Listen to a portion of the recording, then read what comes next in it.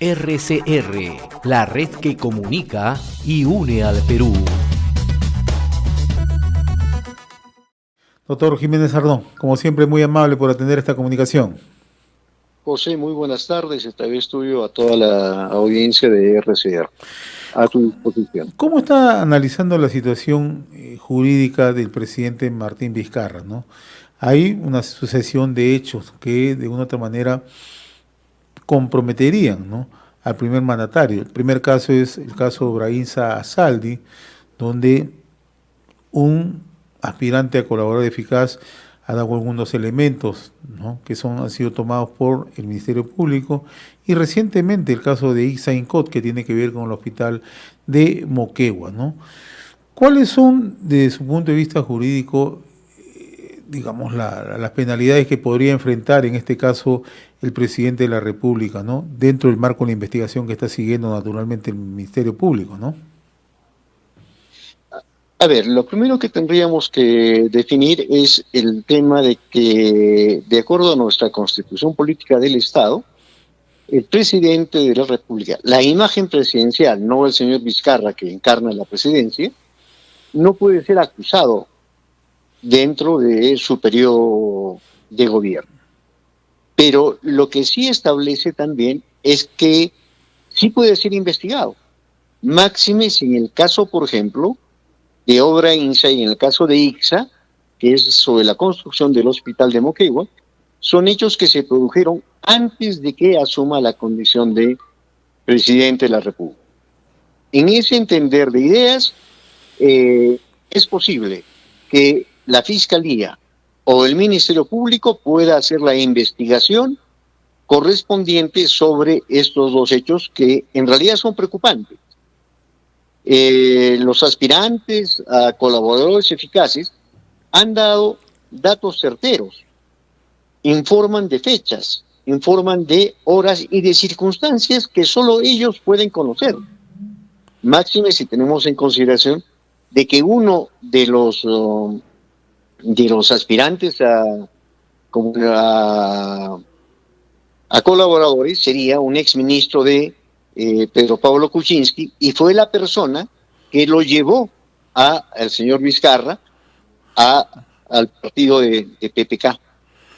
Esto significa que sí es posible investigarlo, pero también es, en paralelo, el Congreso de la República podría fiscalizar e investigar estos hechos. Es decir, puede hacerse la investigación en el Ministerio Público y puede hacerse la investigación parlamentaria, porque el Congreso definirá el accionar político hasta ese momento del presidente de la República, en tanto que el Ministerio Público analizará los delitos que pudo haber cometido el señor Vizcarra. Dos elementos que usted ha planteado. El primero, ¿no?, que sí ha lugar a investigación, pero en el caso específico cuando se desempeñó como presidente de la Gobernación Regional de Moquegua, ¿no? Y una segunda investigación puede estar a cargo del Congreso. En este caso, en el caso del Congreso, ¿cabe la posibilidad de la vacancia? Legalmente sí, legalmente sí. La pregunta que tendríamos que hacernos ¿es oportuna la vacancia en este momento? Y ahí tendríamos que verificar o contrarrestar, decir, oiga, ¿qué podríamos hacer con un presidente que tendría que afrontar una vacancia en una situación de pandemia extremadamente difícil para el país? Pero ello no implica de modo alguno que no pueda ser investigado. Yo creo que políticamente la vacancia planteada así, en estas condiciones, tanto por Frente Amplio, por Podemos y por UPP, y por algunos miembros de Acción Popular, podría inclusive lograr que se admita a trámite la vacancia, es decir, lograr los 57 votos que se requieren. Pero de allí a que se consigan los 87 votos que se requieren para que pueda ser vacado, es, en mi concepto, bastante improbable. Ahora, el tema de la competencia del Ministerio Público, donde también se ha abierto varias aristas, ¿no? Por un lado, la fiscal de la Nación considera que quien debe establecer la investigación es el fiscal Chirres, pero por otro lado, Rafael Vela Barba, que es el coordinador de la Comisión Lavajato, que investiga el caso Lavajato, considera que debe estar en manos del fiscal Juárez Atoche, ¿no? Usted, dentro de la experiencia que tiene, ¿a quién debe corresponder y cómo es que debe dirimir este caso el Ministerio Público? A ver, en este caso se produce lo que en derecho se llama una contienda de competencia. Es decir, si podría ser la comisión, perdón, los fiscales que están a cargo de la investigación del Lavajato, o podrían ser el fiscal Chirres como parte del grupo de la Fiscalía de Lucha Anticorrupción. En mi concepto, debería de conocer esto quien tomó inicialmente las declaraciones de los colaboradores eficaces, porque el colaborador eficaz es el que presta esta declaración con el consentimiento y ante la confianza que tenga un fiscal. En este caso sería el fiscal Juárez Atoche. Pero esta definición, ¿cómo se va a resolver? ¿Cómo se resuelve? La fiscal de la Nación no puede definir quién puede hacerlo, porque la fiscal de la Nación solamente resuelve en casos de carácter administrativo. Cabría que en este caso un fiscal supremo sea el que defina la contienda de competencia entre el fiscal Juárez Atoche y el fiscal Chirre. No es la fiscal de la Nación, no es la doctora Zoraida Ábalos. Tiene que ser un fiscal supremo ante el pedido ya efectuado, en este caso por el doctor Vela Barba. Y esto definitivamente no tiene que tener la injerencia de la fiscal de la Nación, sino que tendrá que ser un fiscal supremo el que defina esta contienda de competencia. Ahora, el último domingo el presidente Martín Vizcarra, en una entrevista al programa Cuarto Poder, él señalaba que se trata de aspirantes a colaboración eficaz. Lo remarcó también el día lunes en una entrevista que le concede a Rosa María Palacios a través de Radio Santa Rosa, ¿no?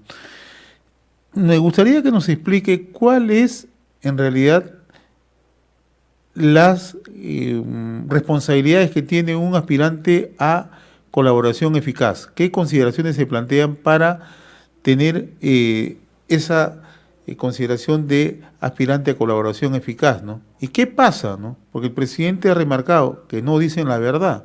Y hasta donde nosotros sabemos, si el colaborador eficaz o el aspirante a colaborador eficaz no cumple justamente con los requerimientos, no revela cosas nuevas, cosas que no se conocen y que sean corroboradas, pierde esa condición, ¿no? A ver, explíquenos por favor, doctor. A ver, fíjate, el colaborador eficaz en realidad es un delincuente.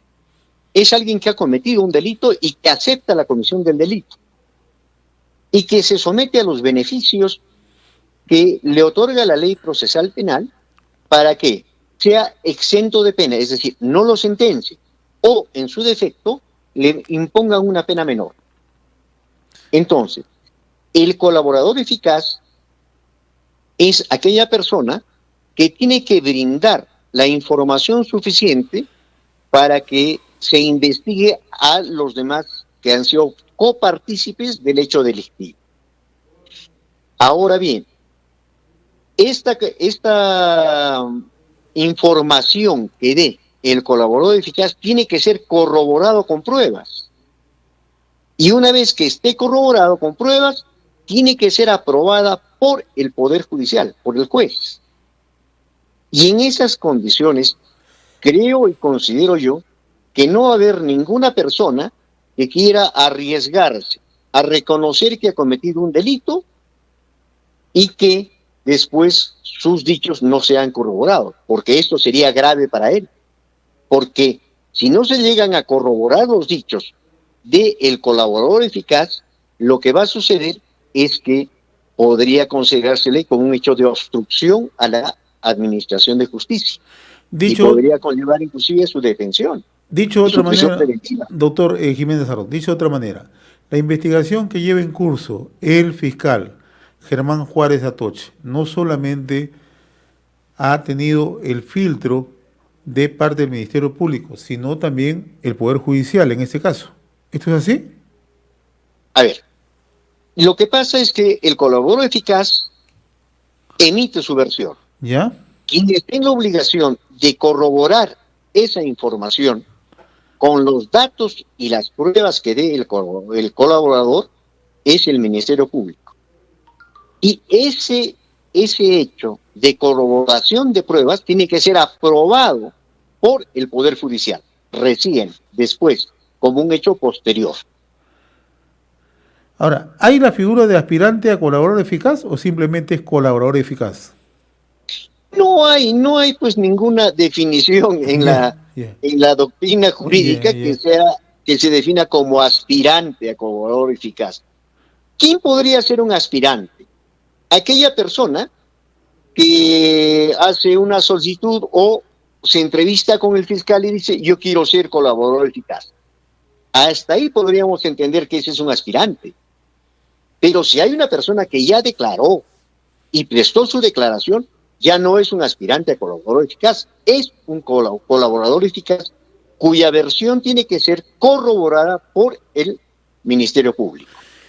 Si miente este colaborador eficaz o este aspirante o esta persona que está inmerso en el delito, pierde todos los beneficios. O sea, no puede ser aspirante a colaborador eficaz o ser colaborador eficaz. Definitivamente pierde todo. Y lo que es más grave, puede inclusive ser un agravante para que se le dicte la prisión preventiva porque habría obstruido la labor de la justicia. Por eso es que es difícil que un colaborador eficaz dé una versión que no pueda ser corroborada. Yo le he pedido que usted nos grafique como docente que es todos estos aspectos porque se genera una serie de distorsiones frente a este tema, ¿no? El presidente sale con una versión, los medios periodísticos también dan la suya, y naturalmente, como se trata de un caso en reserva, no se puede pronunciar ni el Ministerio Público, ni mucho menos el Poder Judicial en este caso, ¿no? Pero siempre es bueno conocer cuáles son los elementos que están dentro de lo que se conoce como la figura de la colaboración eficaz, ¿no? Sí, definitivamente, ¿no? O sea, lo que pasa es que el presidente de la República, en un afán de defensa, puede sostener de que es un aspirante a colaborador eficaz, que en mi concepto y doctrinariamente no existe la figura del aspirante a colaborador eficaz. Es un colaborador eficaz porque ya rindió su manifestación ante el Ministerio Público y la labor del Ministerio Público es corroborar lo que el colaborador haya indicado. Dentro de su experiencia procesal, doctor, ¿cómo analiza la situación del presidente? ¿Complicada? Bastante complicada, bastante complicada. Como le decía al inicio, hay algunos hechos que en realidad son muy puntuales, son muy certeros. Por ejemplo, el hecho que alguien diga, oiga, el presidente se levantó, perdón, un funcionario de Obrainsa dejó sobre un pupitre el dinero y después se levantó el presidente y lo cogió. Ese es un hecho que solamente puede ser indicado por alguien que estuvo presente en la reunión, ¿no? Y datos así exactos, como que, por ejemplo, se diga en tal oportunidad, el presidente fue a las instalaciones de Obrainsa y el presidente diga sí, yo fui, confirma la versión de este colaborador eficaz. No estamos ante un dicho que no está corroborado, está siendo corroborado por el propio imputado, o sea, en este caso el presidente de la República. Ahora, en este caso, doctor Jiménez Sardón, la investigación que lleva a cargo el Ministerio Público, ¿se puede ordenar el levantamiento del secreto bancario, del secreto de las comunicaciones? En lo que se refiere al hospital de Moquegua y en el caso de Obrainsa, donde en las Lomas de Hilo, sí, porque hasta ese momento son investigaciones que no están amparadas por el antejuicio político y la seguridad que tiene la figura presidencial. Ahí sí se puede ordenar y el fiscal sí podría ordenar. Lo más lógico es que si el presidente no tiene responsabilidad, él podría solicitar que se le levante el secreto bancario. Finalmente, A él y a sus allegados, ¿no? Finalmente, ¿en la investigación también se pueden incorporar nuevos elementos de convicción? ¿O solamente Sí, basta? claro. ¿Sí? Claro. Lo que pasa es que en esta primera etapa es una investigación preliminar. ¿Ya? Esta investigación preliminar es la que es llevada adelante por el Ministerio Público. Si el Ministerio Público determina que en esta investigación preliminar hay elementos de convicción suficientes que vinculen al presidente con este hecho y que demuestren que sí existen elementos, podría procederse a formalizar la investigación preparatoria. Esta investigación preparatoria concluye con el requerimiento de acusación fiscal, que no podría producirse en tanto el presidente esté en el ejercicio de la función. Pero sí se puede llevar adelante la investigación preliminar y la investigación preparatoria. Doctor Rolando Jiménez Adón, yo le agradezco infinitamente esta comunicación con RCR, Red de Comunicación Regional. Ha sido lo suficientemente ilustrativa en realidad para conocer la complejidad y lo delicado de este caso en particular. Le agradezco como siempre la amabilidad que ha tenido con RCR, muy amable ha sido. A ti las gracias, José, muy amable. RCR, la red que comunica y une al Perú.